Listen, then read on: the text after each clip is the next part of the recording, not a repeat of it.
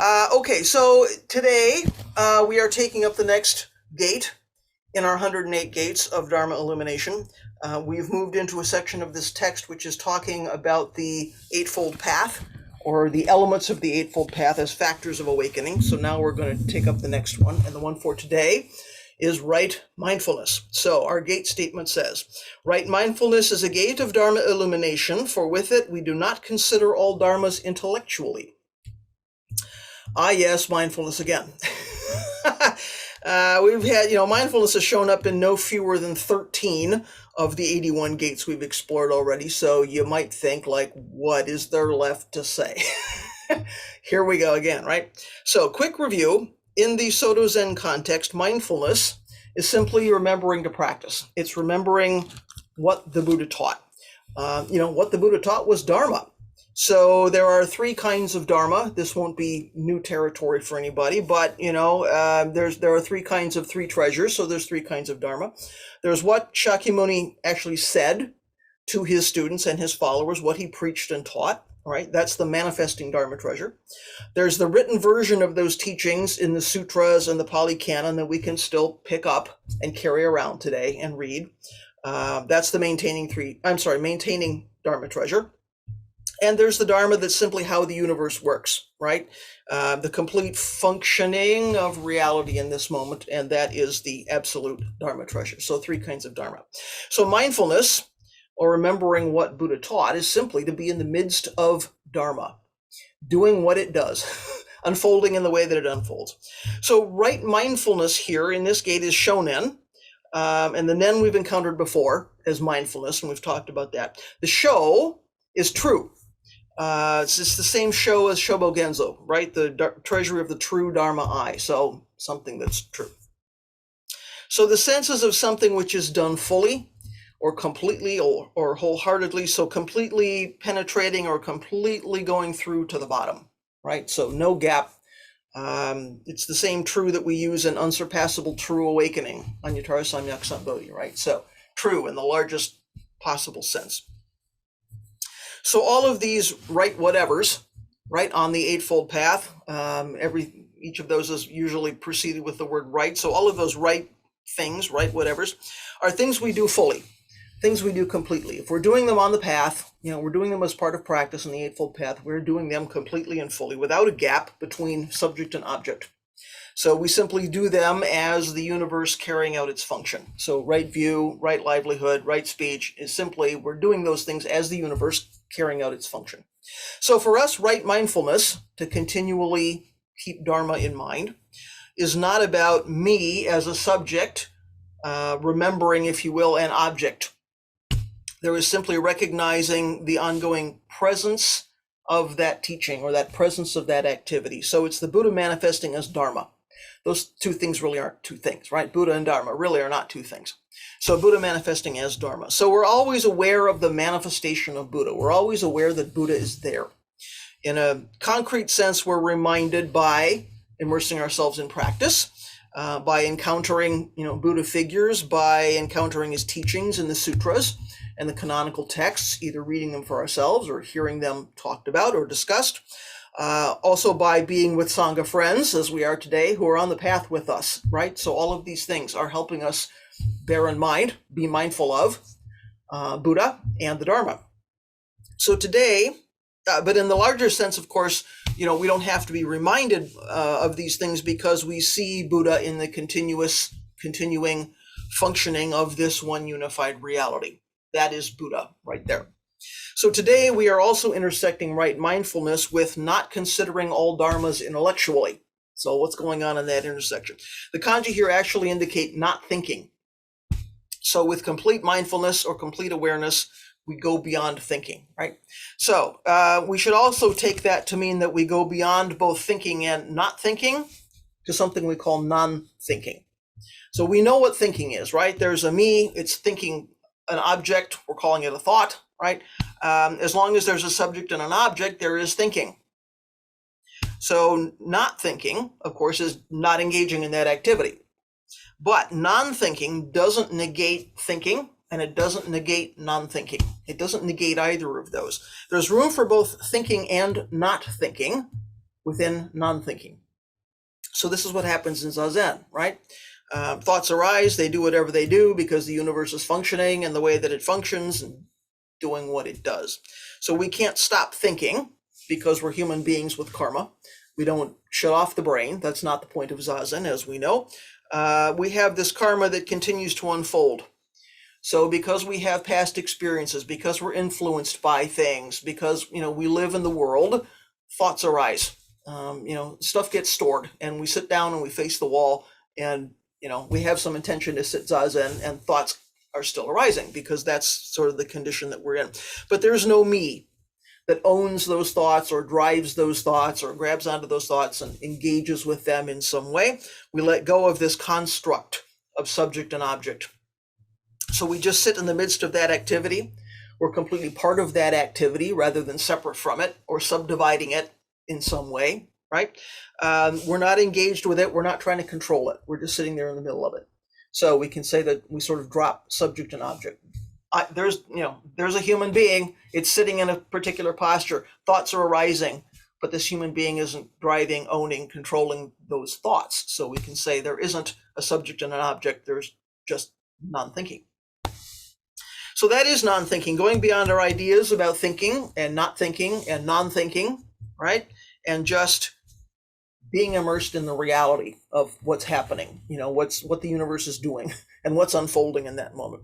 So this gate says true awareness of Buddha or awakening and non-thinking are connected. So it's not that the intellect shuts down when we do this thing called, not considering all dharmas intellectually. It's not that we turn the brain off or that somehow the intellect is bad. It's that we don't limit our engagement with all dharmas to a sort of an intellectual relationship. That's part of it, but that's not the whole thing, right? So Buddha sees the intellect and sees beyond the intellect and sees beyond that distinction as well. So it's like we're constantly peeling this onion. And if we're seeing the way Buddha saw and, sort of existing the way Buddha exists, then the intellect is there and the beyond intellect is there. And the distinction between those two things kind of drops away. So we see through that. So since we're already Buddha, we're already in that same space. So here's what Dogen has to say about today's gate. He says, right mindfulness as a branch of the path is the 80 or 90% realization of the state of being duped by ourselves. To learn that wisdom occurs following from mindfulness is leaving the Father and running away. To learn that wisdom occurs within mindfulness itself is to be fettered in the extreme. To say that being without mindfulness is right mindfulness is non-Buddhism. Neither should we see the animating soul of earth, water, fire, and wind as mindfulness. Upset states of mind, will, and consciousness are not called mindfulness. You having got my skin, flesh, bones, and marrow is just right mindfulness as a branch of the path. So there's a whole lot going on there. A lot of references and a lot of things we can talk about. So right mindfulness as a branch of the path is the 80 or 90% realization of the state of being duped by ourselves. So we need to talk about this 80 or 90% and what that really means. So our usual thinking would take that to mean that it's not complete realization, that 80 or 90% of something is not 100%. It's not a complete whatever, right? So there's something missing. There's a gap, there's a hole, there's something else that we need to acquire to make 100%. But that's not what this means to Dogen. So this is a construct that he uses in more than one place. This 80 to 90% shows up in more than one place. So for instance, in Shobogenzo Kannon, where there's a place where he quotes a koan dialogue between two monks, in which one says that what the other said is all right, but it's 80 or 90% of it. So Dogen's comment on that part of that story is, when we express completely without leaving out something unexpressed or something inexpressible, we simply say your expression is 80 or 90%. In studying the above mentioned meaning, even if there is 100% achievement using language, if the person is unable to express the whole through his practice, it is not actual penetration. Even if his expression is 80 or 90% perfect, if he expresses 80 or 90% perfectly, then he expresses 100% perfectly. We should learn that achieving 80 or 90% is tantamount to saying achieving hundreds or thousands or innumerable. Okay, so the point of this whole thing is there are two kinds of expression happening. What gets said with words is one of those, and the other is what gets expressed with the totality of our functioning in this moment. So what are we doing? There's what are we saying, and then there's what is our sort of presence, what is our being actually expressing. So when we say something in words, that language might express 80 or 90% of the truth. We know that language is limited. There's the problem of duality, right? We frequently run into, teachings and discussions about the limitations of human language in expressing the Dharma. So it, can't entirely express what we might call the ineffable, right? What can't be expressed. But if our activity of saying those words is done completely, with no gaps and no hindrance, within complete awareness, complete awakening, then we've still achieved 100% expression of true reality. So it seems a little counterintuitive, but within our incompleteness, within the incompleteness of our expression by language, if we do that with 100% no gap, we've still 100% expressed true reality. So on the other hand, if we're brilliant with words and somehow we are able to express reality 100% using language, but we're unable to sort of function seamlessly within the activity of this universe as a whole, then we've still not achieved 100% expression of true reality. So even if the words are 100%, if the activity is not, if the attitude is not, if the being is not, then somehow we've still missed the mark. So right mindfulness as a branch of the path is the 80 or 90% realization of the state of being duped by ourselves. So right mindfulness as complete awareness is complete realization or expression of delusion. So this is the point that he makes several times, right? And we frequently run into this teaching in our tradition that samsara and nirvana are not two, awakening and delusion are not two. So expressing reality completely includes expressing our delusion completely. If we can 100% express our delusion, somehow we've still expressed true reality. So from here he goes on to show mistaken ideas about mindfulness, what it is and what it's not. So he's also going to show us how things that should negate each other don't actually negate each other. So his next line is, to learn that wisdom occurs following from mindfulness is leaving the father and running away. So this is a reference to the story in the Belief and Understanding chapter of the Lotus Sutra. So there's a wealthy man, has a child. This child runs away from his father. He spends 50 years wandering around in sort of abject poverty, has very little, hires himself out kind of as a menial laborer, does whatever he can do to support himself. One day, by chance, he ends up at his father's mansion. So he's been traveling around looking for work, taking odd jobs, if you will. Somehow he ends up at his father's mansion. He doesn't know where he is, but the father is overjoyed to see his son again, wants to bequeath him all of his wealth, all of his possessions, all of his social position, all of this kind of thing. But the son doesn't recognize his father. He doesn't know he's in his father's place. He doesn't recognize this man as his father. The son is overwhelmed and he runs away again. So the father sends a messenger to bring back the son. And the son thinks that this messenger has come to arrest him. So he's so scared that he faints on the spot. He just, drops into a faint. So the father tries again. He sends two servants in sort of dirty old clothes to hire this son to clean out the toilets. And the son is happy to take this job because he's always looking for a job. So after a while, the father himself puts on some dirty old clothes. He goes to see the son. He tells him, you can work here as long as you want to.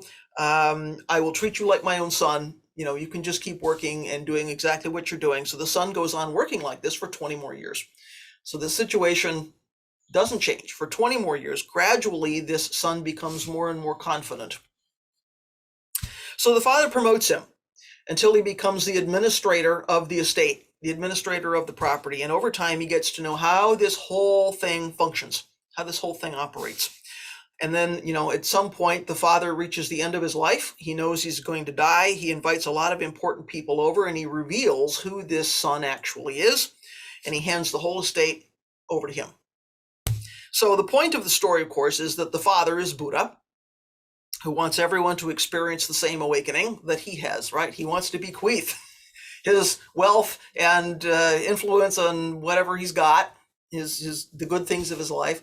So everybody has the same awakening that he had. So just like the father who wants to give all of his possessions and all of his wealth to his son, the son, of course, represents ordinary people who transmigrate in the realms of samsara, right? Around and around they go without ever encountering the way, without ever encountering the teachings. So Buddha and the father use some expedient means to bring people to understanding so that this truth can finally be revealed, right? So we finally all know, oh, this son belongs to this father. Oh, we're actually all Buddha. Oh, we actually, awakening is already here. So to learn that wisdom occurs following from mindfulness is leaving the father and running away. So in other words, holding the view that mindfulness leads to wisdom, he says, is a non-Buddhist view. We're running away from Buddha, if that's the view that we're holding. So usually we think of mindfulness as an individual activity with a subject and an object, right? There's a me being mindful of something, but that doesn't work if mindfulness is complete functioning, because if there's complete functioning, there's no subject and object. So, there's no separate thing we call mindfulness, and there's no separate thing called, me doing an activity called mindfulness and looking for some kind of outcome called wisdom. So earlier in the tradition, the generally accepted sequence of things was first to establish an ethical life. Ethical life was necessary. Then you engaged in some kind of concentration practice, which was made possible by the settling that happens, right, when your life is kind of in order. The concentration practice then leads to wisdom, or prajna, right? So that's the early understanding of how this thing works. Dogen says prajna is actually the foundation of everything. So it's not the end point. There's got to be prajna before anything else can happen. So mindfulness doesn't lead to prajna. It's not a means to an end. Prajna is the basis of mindfulness. So, if the prajna wasn't already there, then the mindfulness wouldn't be possible. So he flips it over, right? He turns it around, which is what Dogen does. Okay, so the next line says, to learn that wisdom occurs within mindfulness itself is to be fettered in the extreme. So not only does wisdom not happen after some human activity called mindfulness, even saying that it happens within mindfulness is still to put boundaries on prajna. It's still to separate it somehow. To say that it's contained within something else is still a misunderstanding, right? Because there's still some limit, there's still some idea. To say that being without mindfulness is right mindfulness is non-Buddhism. So the word used for mindfulness here can also mean thought. So this could be read to say that being without thought, thinking that being without thought is right thought is non-Buddhism, if we want to read it that way. So in several places elsewhere in his writings, Dogen points out that even delusion is not separate from the Dharma manifesting as the complete functioning of the universe. So drawing a distinction between right mindfulness and without mindfulness, or the human brain working and the human brain sort of being a blank, is just our idea. We're creating a separation, right? We're coming up with a concept and we're imposing it on something. So in his fascicle called Dignified Conduct of Practice Buddha, Dogen says, and this is Hojo-san's translation, such concepts as having thoughts and being without thoughts, or having awakening and being without awakening, or gradual enlightenment or original enlightenment, which are thought by the common people of these days, are solely the thoughts of the common people. They are not what has been transmitted from a Buddha to another Buddha. Having thoughts of the common people and having thoughts of the Buddha are extremely different from each other. Do not compare them. So shutting down our mental operations, right, is not the point here. That's not how we fully enter into the Dharma. It's not like we need to, cut this off in order to get somewhere else. It's not that we push aside our thinking in order to be mindful. There is mindfulness, and there is not mindfulness, and there is non-mindfulness that goes beyond that distinction, goes beyond that separation. And all of these three exist in the same place, and they don't cancel each other out. They don't negate each other, right? They all exist together. So if we have an idea about what right mindfulness is, that's just our idea. That's not a Buddha's experience of right mindfulness. That's maybe the small self experience of right mindfulness. That's not, in the large sense, the Buddha's experience of what this is. So as our Gates statement says, right mindfulness is not considering all dharmas intellectually. Okay, so next line. Neither should we see the animating soul of earth, water, fire, and wind as mindfulness. So the reference here is to the Godai. The Godai are the 5 great elements. So it comes from esoteric Japanese Buddhism, but it's got its roots in China and before that in India. So under this philosophy, all the material things of the world come from the same source, arise from the same source, and they can all be put into one of 4 categories. So earth, water, fire, or wind. So whatever it is that we encounter falls into one of these categories because of its characteristics. So earth is things that are solid, and water is things that are fluid, and fire is things that are energetic or have energy, and wind is things that grow or things that expand.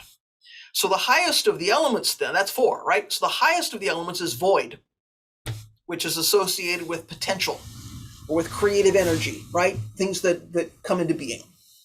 So this is the source of everything that has physical existence, according to this philosophy, right? So we've got the void.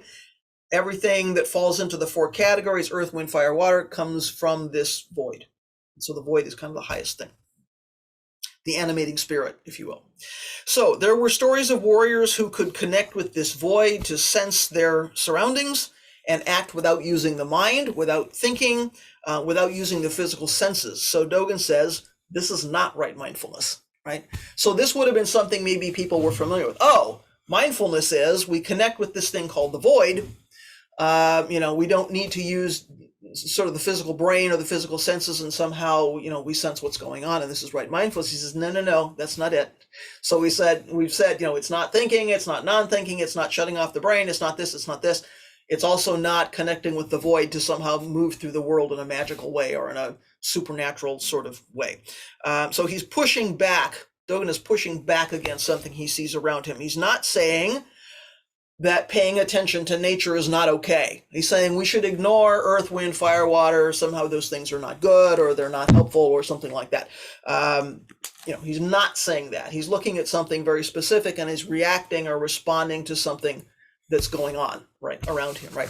So by the way, if you look at a Japanese stupa or a pagoda, you can see that it's built in 5 layers, and those, 5 kind of stories or 5 parts.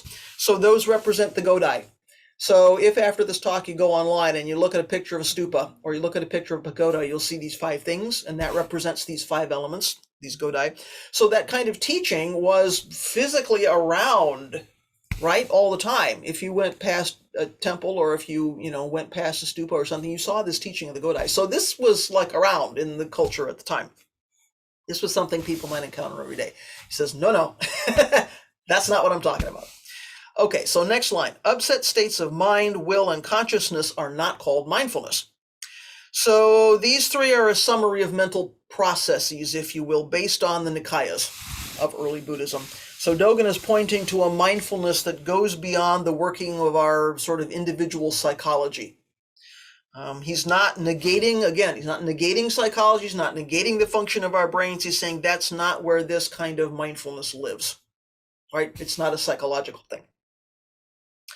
You having got my skin, flesh, bones, and marrow is just right mindfulness as a branch of the path. So, right mindfulness isn't all that other stuff. Now he's going to tell us what it is. So, of course, here he's referring to a very famous koan story about Bodhidharma and 4 of his students.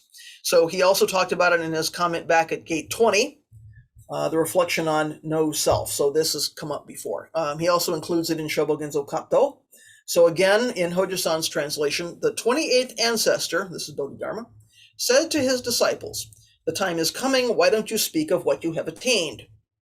At that time, the disciple Daofu said, "My present view is something like neither clinging to words nor departing from words, and yet carrying out the function of the way."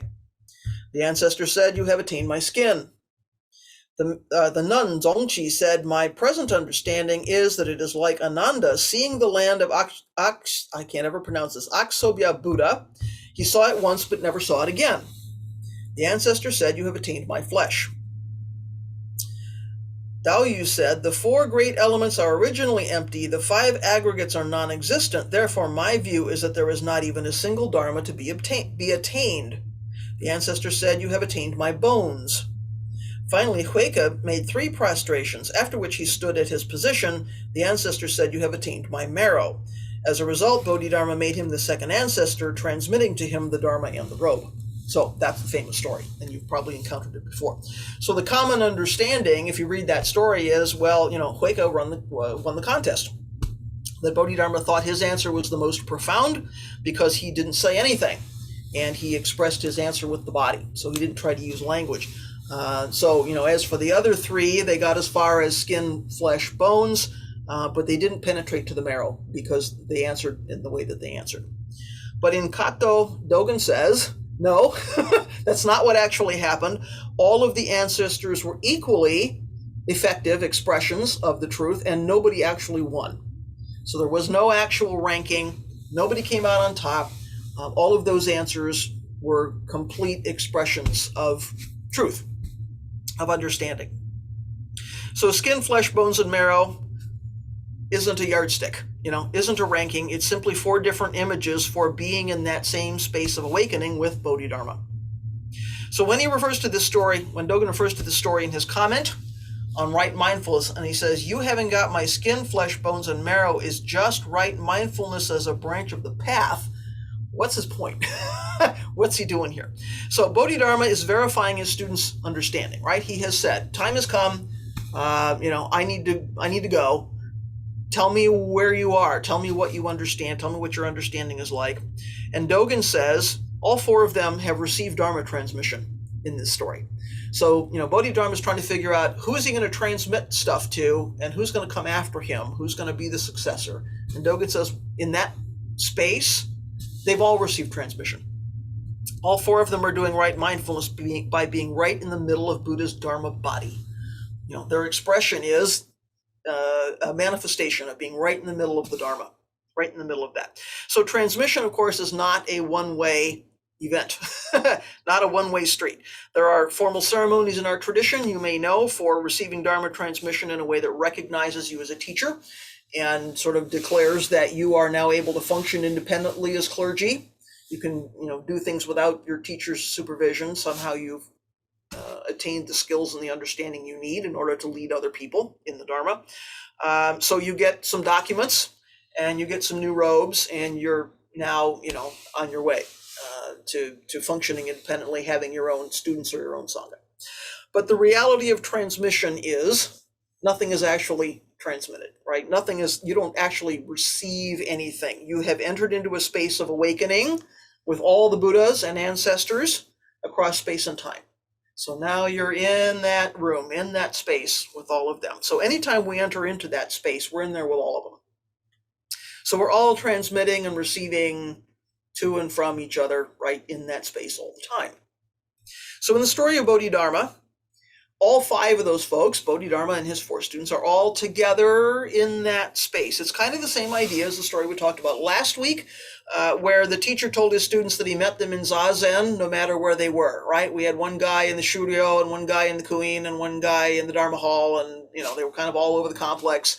Sometimes they were going to scenic places on the mountain to sit Zazen, and the teacher said, doesn't matter where you're sitting, I'm meeting you in all of those places. So we're all entering into that same space. And wherever that space is, that's the monastery, right? So we don't have to physically be in the same place. We're entering into that space of awakening, and therefore we're all together in the monastery kind of all the time. So Dogen's comment, once again, if we put everything back together, right mindfulness as a branch of the path is the 80 or 90% realization of the state of being duped by ourselves. To learn that wisdom occurs following from mindfulness is leaving the Father and running away. To learn that wisdom occurs within mindfulness itself is to be fettered in the extreme.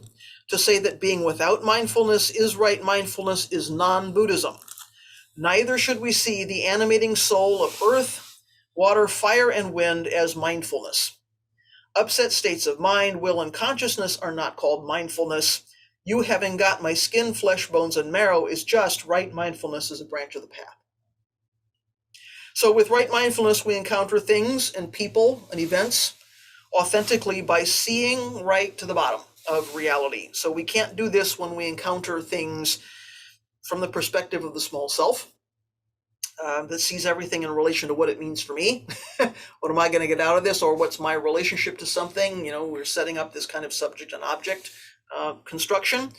And at that point, we're considering all dharmas intellectually. So can we put that piece aside, not negate it, not sort of disparage it? We need that for functioning in the world. But, we have to drop off body and mind and put aside the distortions that go with seeing only through that filter of, our own hindrances, our own karmic stuff, our own sort of delusion. And we can do that without negating body and mind. So I'm going to stop there and see what folks have to say about any of this, right mindfulness, and how we express Dharma, and going beyond thinking and not thinking, and whatever may be bubbling for you. So I don't have any people in the room to start with. We're going to start with everybody at home. So have you got things you'd like to say this morning? And I don't know if I can see everyone. You might have to just speak up. Somebody out there can help facilitate, perhaps. Questions, comments, reflections this morning? I just, thank you for your talk, Hoko. I just wanted to ask where the passage that you were explaining comes from. Dogen's comment with all of the things I unpacked. That's the next one of his comments in the 37 Factors of Awakening chapter. Yeah, so, so for those who may be newer to how I typically do this, I talk about the Gates statement, then I go and get Dogen's comment on the Gates statement. So Dogen's comment comes from, in this case, the 37 Factors of Awakening. Okay, thank you. Good enough? Okay, sure. Yeah, please go out and read the comments, because I know that when I read them, it's hard to take all that in. If you're a visual learner like I am, you need to look at it. So you can certainly feel free to go out there and look at it. There's more than one translation of that chapter in the world. Tends to be toward the end. Okay, other questions, comments, things people would like to say today? Hoko, this is Fusatsu. Thank you as always for your teaching.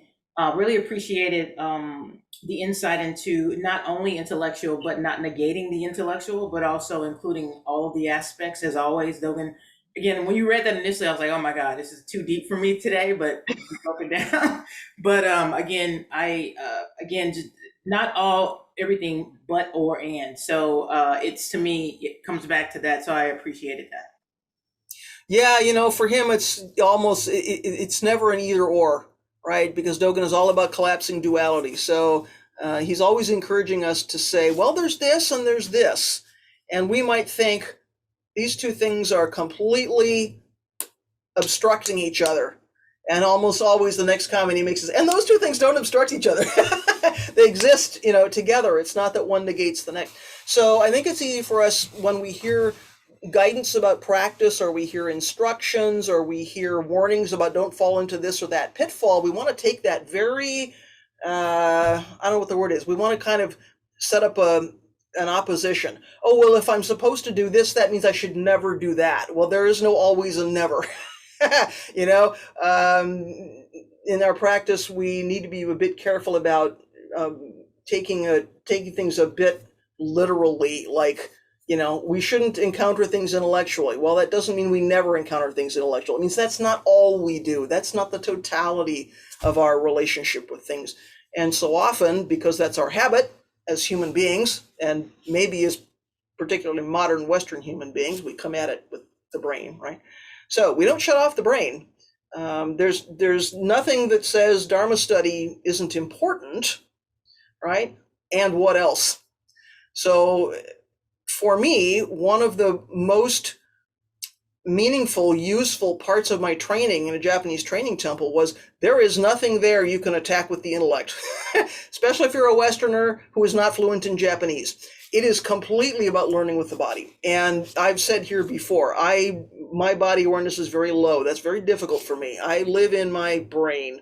So, to have to learn that way, going beyond using only the intellect and learning by watching and imitating, and, you don't ask, why do we do this? It doesn't matter why we do this.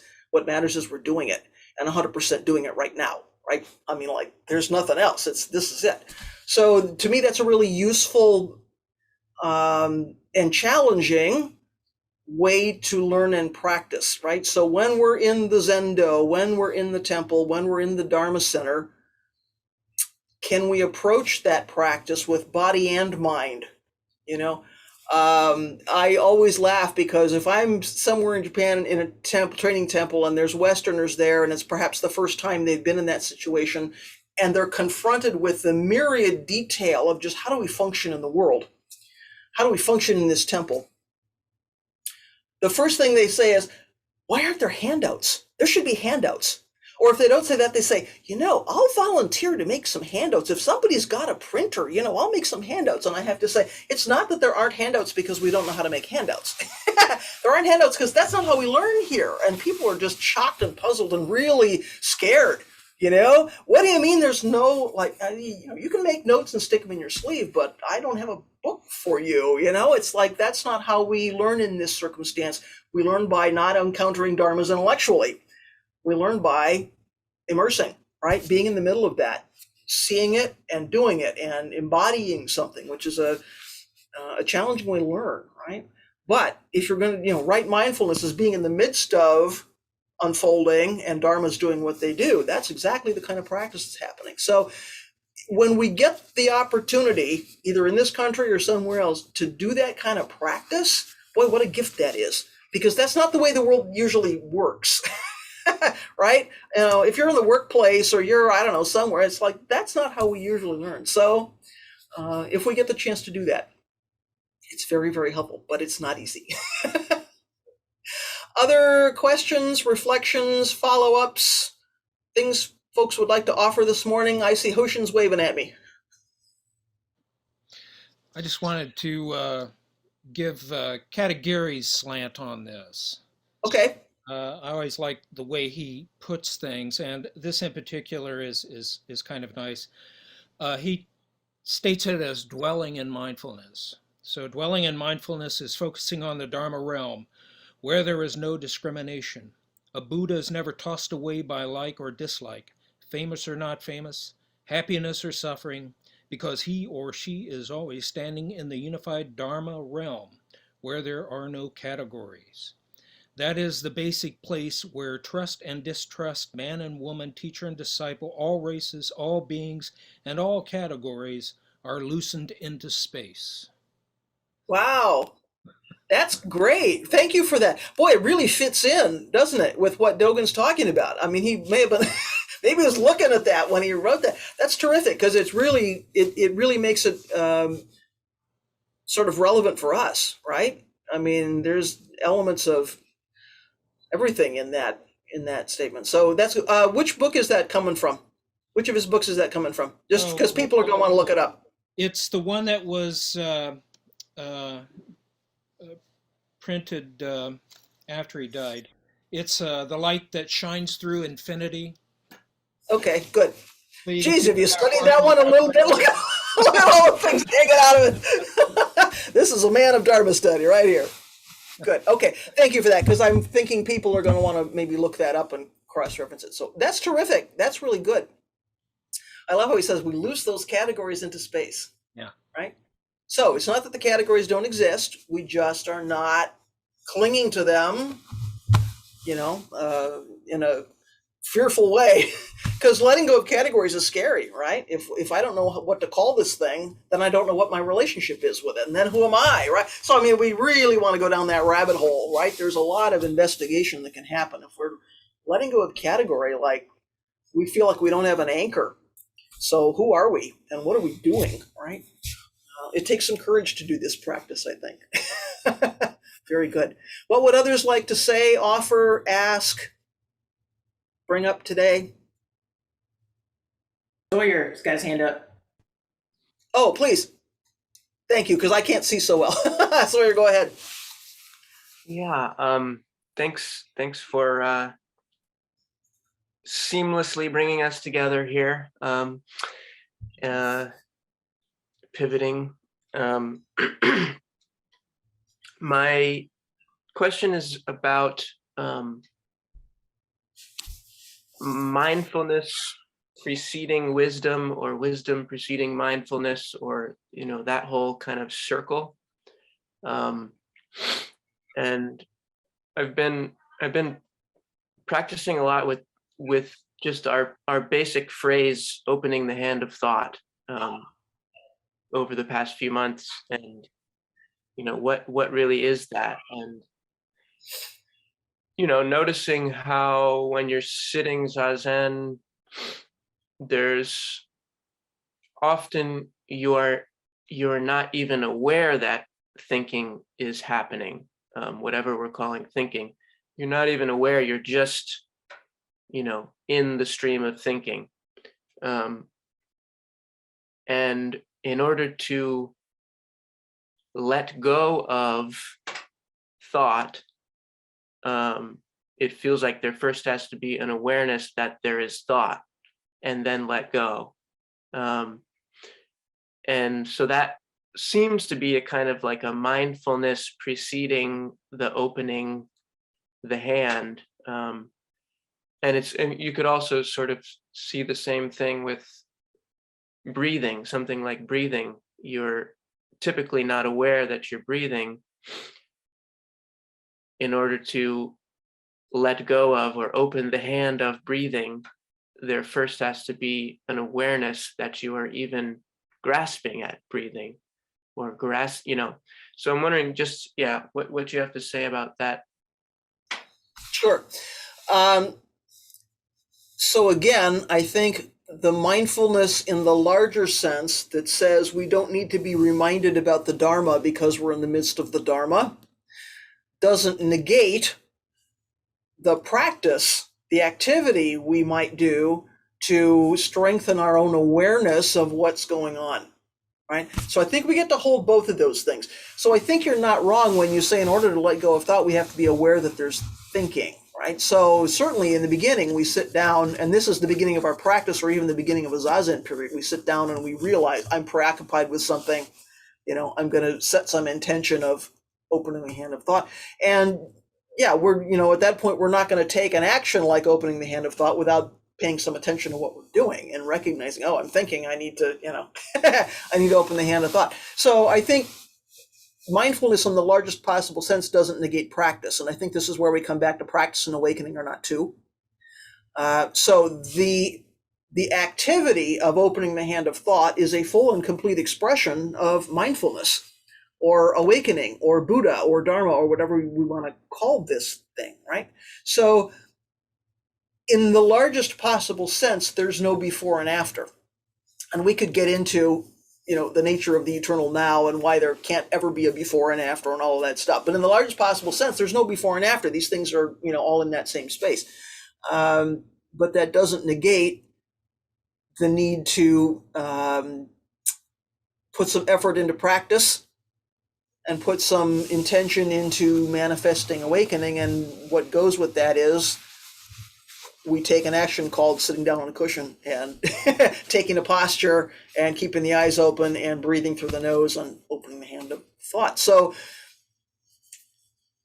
I think those things coexist. And I think Dogen's point is we need to not negate one or the other, right? So it's not that we're practicing in order to, and it's not that awakening can exist without practice, because we have to manifest it. So both of these things are true, right? So they both sit in that space, and one doesn't obstruct the other, right? So this is another opportunity where we get to step back and step back and step back and say, I've set up a duality. Doesn't mean the duality doesn't exist. It means there's an additional piece of that puzzle. So yes, I sit down, I have some intention to open the hand of thought. I hope I can, at least for 2 seconds before I realize I'm thinking again. And at the same time, I know this, Buddha is sitting here completely 100% manifesting awakening. So even if what I'm doing is 80 to 90% of the time I'm thinking, I'm back to the 80 or 90%, right? If I'm sitting here on the cushion, 80 to 90% of my time I'm thinking, if I'm doing that 100% straight to the bottom, I am still 100% manifesting awakening. That is still right mindfulness in its way. So it's a bit of a conundrum, right? I mean, intellectually we get it, but it's kind of not the way we think about it. So whatever it is we're doing, diluted or not, right? Dualistic or not, subject and object or not, whatever it is that we're doing, if we're 100% completely doing it with no gap, that's still complete manifestation of mindfulness. So I may have muddied the water for you even more. But there we go. So a follow-up there, Sawyer? Is that enough for you? That's enough. I hear you. That's enough. Anybody else with questions, reflections, comments this morning? Just so I love that Sawyer leaning forward and that's enough. But I see Claire, and then I wanted to say something else because Doju's talked Okay. some of my head. Okay, so thank you for facilitating. Claire, I can't see you, but I hear you have a hand up. Let me change Thank my you. view. Maybe. Thank you. Okay, it's been an extraordinary talk, and I always get so much value and appreciation from your talks. So my question, it's almost kind of a follow-up to Sawyer's question. So if I'm aware that I'm not being mindful, is the awareness of not being mindful actually mindfulness, or is there something more I should do? Because I'm aware that I tend to push myself forward in delusion, trying to accomplish these things, and that's not the practice. Is actually to receive the 10,000 things in realization. So, and then I have to kind of drop all that thinking. So is this actual, it feels like my mindfulness is really shabby and kind of cheap and poor at these days, but is it a question of like, should I take refuge? Should I, become aware of the breath? Should I increase effort in zazen, like practice like my head's on fire? Like, what do I do? Oh dear. Okay. Is the awareness. Well, so all these things coming up is our life, right? I mean, we're encountering things all the time. So paying some attention to our response to that is important. If we weren't paying attention to that, it would be difficult to practice, and it would be difficult to take in that experience as an opportunity to see where we might be clinging, and to see how suffering is arising, right? I mean, this is the basis of all Buddhist practices. Like, we see how the clinging, the three poisonous minds, lead to suffering. So if we're not paying attention to that, I think we don't have the opportunity to work with it. So it's not about ignoring that, and it's not about clinging to all of that. That unfolding is part of the unfolding. That's our karma, right? Unfolding. So it's pretty difficult to not have that going on, whether that's in zazen or anything else, right? So in a way, I think we kind of don't need to label it. This is mindfulness, this is not mindfulness, right? Because again, that's our idea about how things should be. And all of our suffering is related to, things are not the way they should be. Well, they are. Things are, full stop. So what does that mean? So delusion is present because delusion is always going to be present, and delusion is not separate from awakening, right? So in a way, there's nothing we have to do with that. There it is. And as soon as we poke our heads in and add our ideas about that, and then we have like and dislike, and then we're off to the races, right? Then something else starts to come up. So being aware of our thinking process and our functioning process is not a bad thing. And also, in the largest possible scheme of things, without categories, without distinctions, without labels, there is simply unfolding. And what's our response to that, right? Can we completely immerse in that and not create separation? Because so often we say, something's arising, but I don't like this. I don't want this to be me. I don't want this to be part of my experience. I don't want this to be part of my life. And again, we're off to the races. So, in a way, so there's this interesting kind of intersection that we walk in that says, either, on one hand, I need to make decisions. It's a red light, I need to stop. It's a green light, I need to go, right? I mean, we need to pay attention to forms and what comes up in the world, not because we need to move through the world as bodhisattvas, and we can't not do that. So it's not, teachings aren't negating that. They're saying there's also something else happening. And maybe we don't need to cling quite so tightly to whatever the category is. Can we release that category into space? Or to our response to that thing? Or can we not get so caught up in our emotional reaction to something that we stop seeing the larger picture, right? So what do we do about that? Certainly, zazen is a place to sit in the middle of all of that in complete safety, which may not be the case when we're walking down the street or driving a car, or you're on deadline for that project. You better be pretty deeply into intellectual discursive thinking, or you're probably not going to, fulfill your obligation. But sitting in zazen, whatever comes at us, we are completely safe. It's like, man, we're bulletproof because we're not going to get up and take action based on whatever's arising. If we enter, something may happen which evokes a really strong feeling, like I'm really mourning for somebody, or I'm really angry, or I have this feeling of absolute euphoria. Okay, but I'm not going to get up off the cushion and act on that. It's really completely safe for me to sit in the middle of this and just, Dharma's unfolding, whatever Dharma's unfolding. That's really fine for me to sit here. Whether my response is, I feel good about this, I don't feel good about this, I'm really bored by this. Okay, but boredom isn't going to kill me. This might feel like the longest 50 minutes of my life, but I'm safe here. And if I'm sitting with others, we're all in that space. We're all doing this thing together. So I don't feel like I'm sitting in isolation, or I'm out here without a lifeline or something, right? So in a way, Zazen is a refuge. So you talked about taking refuge. In a way, Zazen is a refuge. It doesn't mean that those things aren't going to happen. It doesn't mean that discomfort isn't going to be there, that your foot's not going to go to sleep, that you're not going to mourn for your mother who's been dead for 30 years. We all know stuff happens in Zazen, right? And it's really okay. It's really, really okay. So if we can approach that Zazen space as a bit of a refuge, and we let whatever is going on go on, we learn some stuff. It's like, oh, this is impermanent. This thing that arose in 5 minutes is going to be gone, and I'm on to the next thing. Or this thing that came up yesterday isn't coming up today. Or I can sit in the middle of this very strong feeling and survive, right? It's certainly true that there are people for whom Zazen is contraindicated. If you're under health care for a condition, this might not be what your healthcare provider thinks you should be doing, and you should listen to that person, right? There are plenty of ways to practice, right? But if we're sitting Zazen and we can enter into that and say, I'm safe doing this, I'm really okay, then it feels like we can let go of the categories. We can maybe not label something. We can maybe enter into, with a spirit of inquiry, that really sticky, uncomfortable place, and know that at some point the bell's going to ring. We're going to get up. We're going to be okay. We're not going to suffer physical harm. It is a refuge in that way. So I don't know if that helps you. But for me, there is some comfort in sort of reminding myself, Zazen is a refuge like that. We all laugh, cry, get angry on the cushion. I mean, you see it all the time, particularly in Sesshin. You've been sitting a long time.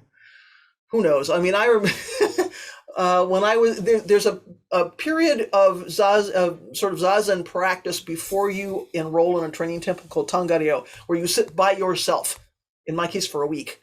So you're not sitting with the others because you haven't been admitted. You're just sitting there, and there's nobody ringing the bell, and there's nobody watching you. They come and get you for meals, but that's it, right? So the first time I ever did Tangaryo, I went through a whole grieving process for my mother, who had been dead 5 years at that point, and this was a long time ago. I thought I was good with it, and suddenly all of this, but sitting there in Zazen, it's like, okay, this is what's happening right now. It's painful, but I'm okay. Right?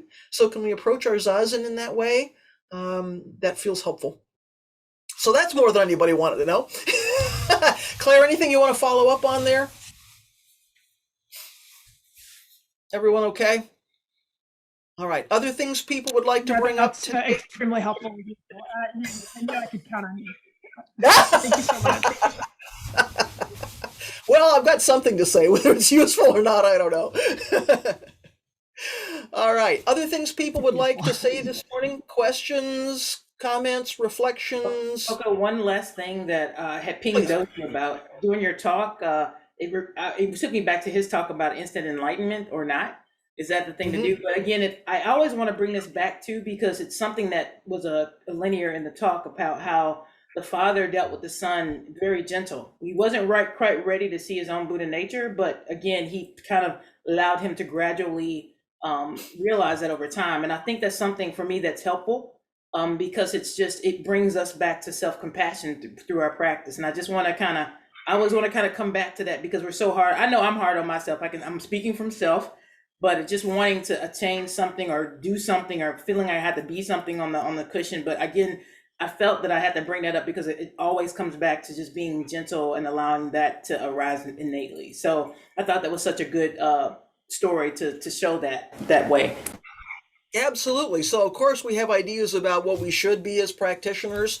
And sometimes that comes from looking at the people around us, and sometimes it comes from elsewhere in our lives where we've been in competitive circumstances. And sometimes we read these, Chinese koan stories about these, magical students who knew everything about their teachers and had and we just think, oh, that's what I'm supposed to be. It's like there's no supposed to be, right? The good news is awakening is already here, folks. Buddha has already arrived. Buddha is in the building. So while we certainly should be diligent and have intention and aspiration and all of that, nobody's keeping time. Nobody's grading us. There's no scorecard. There's no yardstick. We just do our practice moment by moment by moment within the karmic circumstances that we have. And if the karmic circumstances today are I'm really distracted because I'm bothered by something, that's the weather, that's what's going on today. And we don't need to ignore that, suppress it, judge it, push it around. So there's a middle way there, right? There's the difference between my practice is strung so tightly that string is going to break, and my practice is so slack that string doesn't make sound like a musical instrument. There's the fine tuning that goes on in the middle. It says I'm doing the best I can do in this moment, and I don't need to compare it with something. There's no goal I'm trying to reach. There's no something I'm trying to be. There is simply my practice unfolding in this moment, whether I'm on the cushion or I'm at work or I'm dealing with my kids or whatever that is, right? Part of our intention is not to have an idea. So it's when we forget and we impose the idea that we lose track of the compassion. So why wisdom and compassion go together, right? So if I have some idea about what I'm supposed to be, it's much more difficult for me to have compassion for myself because somebody is judging, and in my universe, somebody is judging and saying, not good enough, not enough zazen, not deep enough understanding, you're not wise enough, you're not compassionate enough, whatever it is. So I think part of the compassion is what arises from the wisdom of saying, there's no comparison to make. There's just this, whatever this is. Wow. So yes, please let's take care of ourselves. If we're feeling sick and we can't sit today, then our practice is I'm feeling sick and I can't sit today. It is what it is. Find the middle ground. What else would folks like to say this morning? Anything else to offer today?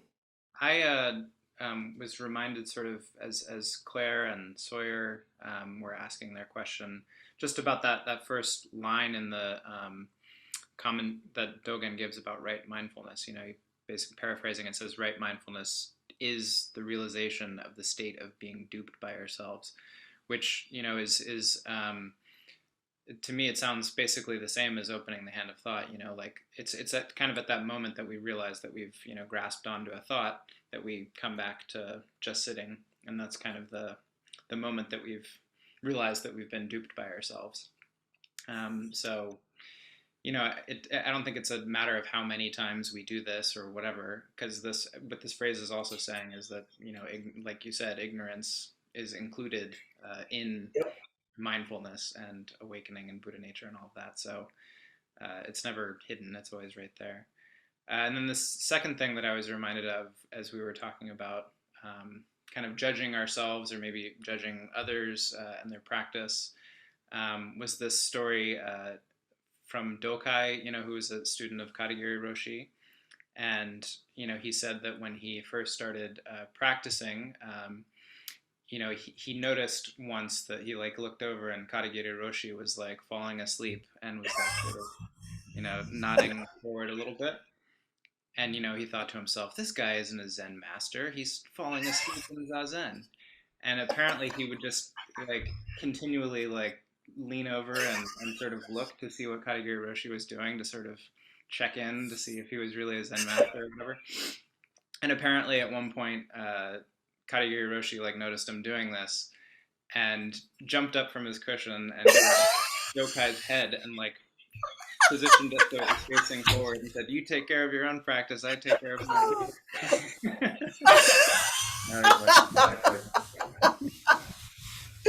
What a great story. I've never heard him tell that story. I mean, I've known Dogen a long time. I've never heard him tell that story. That's really interesting. And I'm, in a way, I'm not surprised.